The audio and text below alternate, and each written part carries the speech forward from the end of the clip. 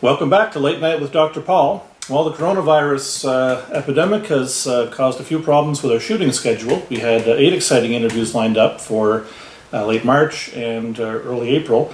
They've obviously been postponed. As it is, we're on lockdown in an undisclosed government facility somewhere in Ontario. They won't let us know where.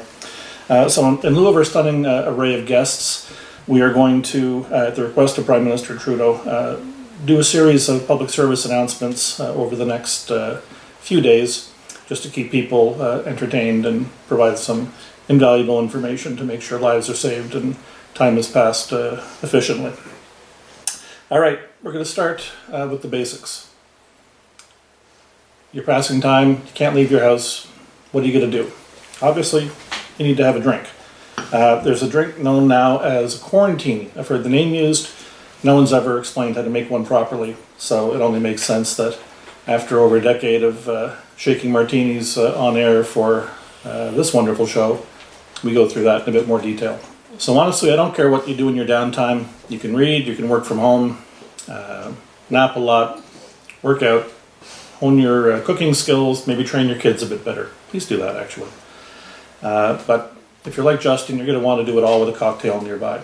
So, as mentioned, we're going to have a real quick crash course on a Quarantini, or as I like to call them, a martini. Here's what we're going to be using. First of all, we put in a couple of olives. Some people like a twist of lemon, whatever.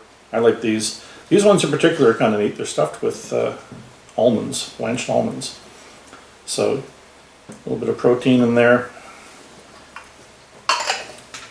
And really, it's a meal in and of itself. We have a shaker. I'm sure you've seen these at home. Now, one of the tricks to making a good martini is don't screw up the 2 most common things. And they're very simple. Number 1, people use too much vermouth. Number 2, they don't use enough cold. Lots and lots of ice. Don't be shy. You can always make more. So we got lots of ice in there. We're just going to free pour a little gin. I prefer Bombay Sapphire, but whatever floats your boat. And if you've made more than 2 or 3 of these in your life, you don't need a measuring scoop. And our dry vermouth finally. A tiny, tiny splash. I've seen recipes that are as much as 1-to-1 with gin. Please don't do that. It's very offensive. It really doesn't taste very good. So again, lots of cold. A real good shake. Now, this is an insulated shaker. When I'm using glass and metal ones, my rule of thumb is I shake it until my hand gets uncomfortably cold, and then we're off to the races. There we go. Perfect pour. That little bit of cloudiness is nice. There's little tiny bits of ice floating around. So again, gives you a good idea of how cold that is. So we'll have a taste and see how we are.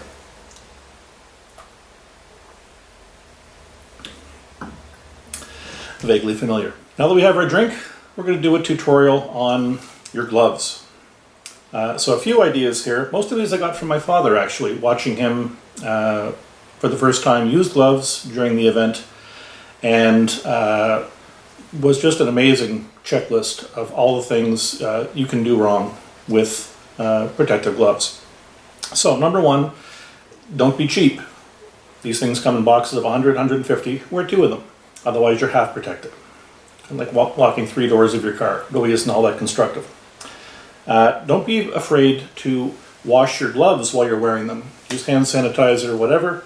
If you're out in the store, coming back in your car, hopefully you've got some Lysol wipes or hand sanitizer in your car. Wipe your gloves too. And you can, wipe other things in your car. Steering wheel handles, etc. Try not to touch your face. Everyone says that. Sometimes people think because they're wearing gloves that they're safe. To a point, yes, but you're still potentially getting contamination on your gloves.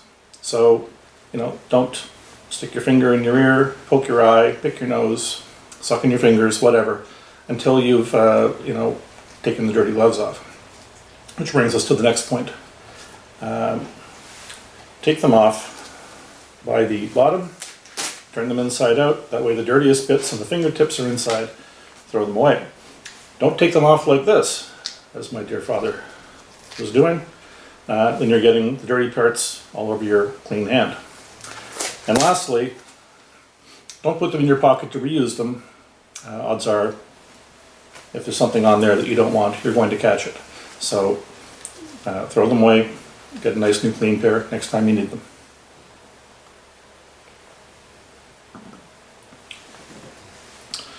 All right, that's all for today. Join us in the next couple of days. We are going to be talking next time about our next lockdown recipe. This is called an old-fashioned lockdown. We're also going to have tips on wearing your masks. So I know everyone's going to be excited as hell about that.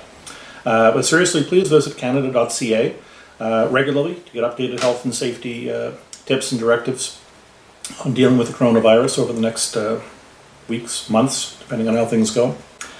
And as usual, thank you to our sponsors, Black Ram Media, Rich Graphics, and the PM's office. Cheers. See you next time.